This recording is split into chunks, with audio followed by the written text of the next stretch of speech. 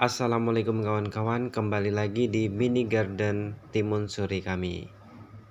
Kali ini saya akan menjelaskan proses pruning atau pemotongan daun ataupun tunas yang tidak perlu agar pertumbuhan tumbuh subur dan bisa mempercepat proses pembuahan. Sebelum saya menjelaskan proses pruning, mini garden ini ditanam di lahan sempit di samping rumah dengan ukuran luas tanah 2,5 kali 5 meter saja. Jadi teman-teman yang hobi bertanam di perkarangan rumah, tetap semangat manfaatkan lahan sempit yang ada di sekitar kita. Oke kawan-kawan, langsung saja kita melakukan proses pruning.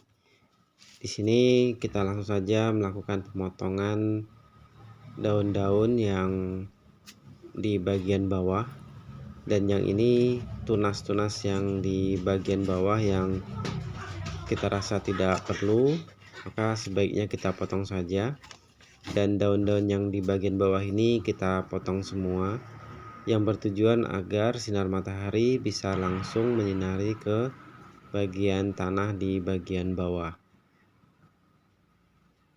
Dan yang tanaman yang ini sengaja untuk tunas airnya sengaja saya buang semua, jadi saya menginginkan batang utama saja yang tumbuh sampai ke atas.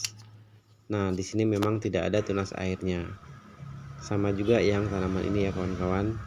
Jadi yang kita lakukan pemotongan daun hanya pada daun yang di bagian bawah saja. Nah, seperti ini akan terlindung ya. Jadi bagian bawah ini harus kita potong agar tidak terlalu rimbun. Ini juga berfungsi untuk menjaga kelembapan tanah tidak terlalu tinggi di polybag. Dan yang tanaman ini dia tanaman yang memiliki tunas air yang sengaja saya pertahankan. Ini cabang tunas airnya sudah tumbuh panjang tinggi seperti ini. Nah, di tunas air ini juga sudah tumbuh tunas airnya lagi, dan di tunas air ini sudah nampak ada bakal buahnya. Ini yang nanti akan kita potong karena tidak perlu. Dan yang ini tunas air ini kita pertahankan karena sudah muncul bakal buahnya ini seperti ini nih. Nah, ini harus kita pertahankan ya kawan-kawan. Dan yang kita potong di bagian ini saja, tunas air yang tidak perlu ini kita potong agar nutrisinya fokus untuk pertumbuhan buah, karena bakal buahnya sudah muncul di tunas air yang bercabang ini.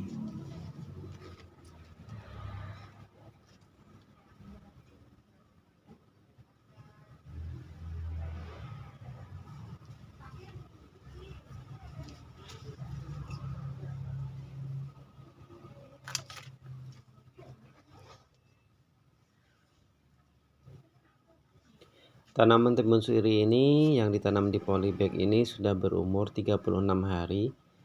Jadi memang ada beberapa tanaman yang sudah muncul bunga dan muncul juga bakal buah.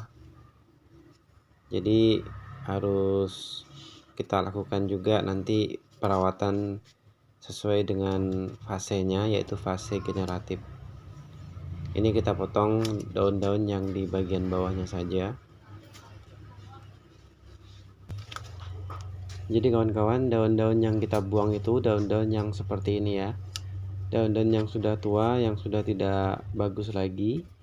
Jadi daripada nutrisinya nanti terbuang ke pertumbuhan daun yang tidak sehat seperti ini, lebih bagusnya kita potong saja.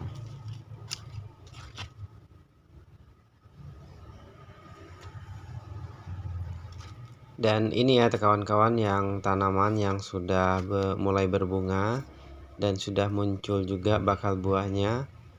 Ini tanaman timun suri ini berumur 36 hari setelah tanam. Jadi sudah muncul bunga dan juga bakal buahnya. Dan ini sudah masuk ke fase generatif. Jadi harus kita lakukan perawatan sesuai dengan fasenya, yaitu fase generatif.